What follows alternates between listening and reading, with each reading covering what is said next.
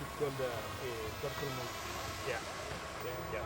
There are 4, maybe 5 giant Tiny Whoop races around the United States every year. Right now we're in the middle of Tiny Whoop season for the big races, and this is probably the second of the big 4, but it's everyone's favorite.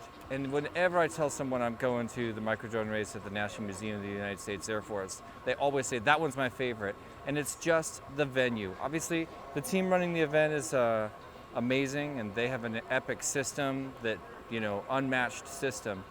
But the venue just locks it in as, an epic race of all time. So getting to fly through these aircraft, getting to fly around in a place like this is an unbelievable privilege, and that's why people travel from all over.